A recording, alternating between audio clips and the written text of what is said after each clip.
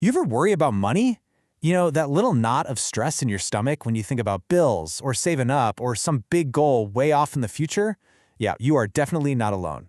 But what if the right tool could just make that feeling go away? Okay, let's get into it.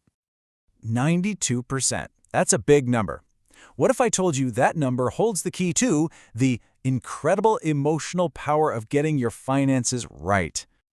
That's how many users of one app, YNAB, say they feel less stress about money. And that tells you something huge. The best tools, they aren't just about tracking your spending. They literally change how you feel about your life. Okay, so that brings up a big question, right? I mean, the App Store is absolutely flooded with budget trackers and financial assistance. So in this huge sea of options, what's the secret formula? What makes an app one that actually delivers that peace of mind? We're in this totally new world of finance now. It's not about spreadsheets anymore. Now we've got AI chatbots that talk to you like a friend, and actual human coaches who are kind of like a personal trainer for your wallet. These are the tools that are changing everything. So, if you're going to build a winning tool, you have to start with a huge decision. What's your core model going to be? Are you going high-tech and scalable, or are you going high-touch and super personal? That choice, right there, it defines everything else. So you've basically got two main camps, right? On one side, you have the AI assistant. Think of a smart, maybe even funny chatbot that lives in your pocket 24/7. And on the other side, you've got the human coach, a real person who really gets to know you and your goals and keeps you on track. Two really different ways to get to the same goal, financial wellness. Okay, let's break this down because this is where it gets interesting. The AI assistant, like the app Cleo, is all about that automated conversational vibe. It's usually a subscription, and its superpower is that it can scale up to millions of users. Now, the human coach, like the financial gym, is all about that personalized guidance, changing your whole mindset around money. That's more of a premium membership, and its real benefit is that deep, human-led behavior change that, well, an app just can't do on its own. All right, so you've picked your model. Awesome. But a great product means nothing if nobody tries it, right? This is where marketing comes in. And sometimes it's the tiniest change that makes the biggest splash. So, check out the story from the budgeting app YNAB. Their challenge was pretty simple. They wanted more people to download their free trial. They realized that people who were kinda sorta interested weren't clicking around to see all the features. So the change? Super simple. They redesigned their tour page to show everything at once. Big, clear screenshots and a powerful testimonial right up top. No more clicking needed. And the result?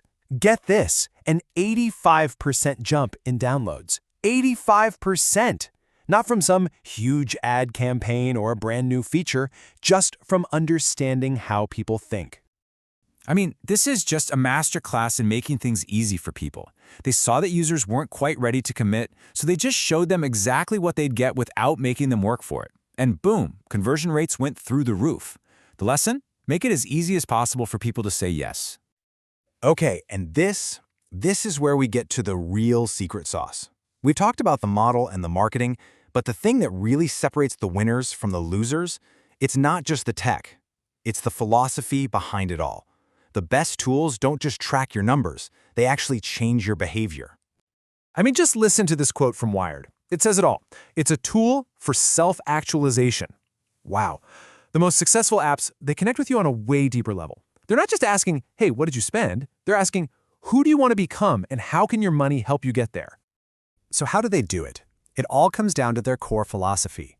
For YNAB, it's their famous method, give every dollar a job. And this isn't just some feature, it's a total mindset shift. It takes you from looking backward at what you already spent to looking forward and planning what you're going to do. And this right here is the key difference. See, most apps are reactive. They just look in the rearview mirror.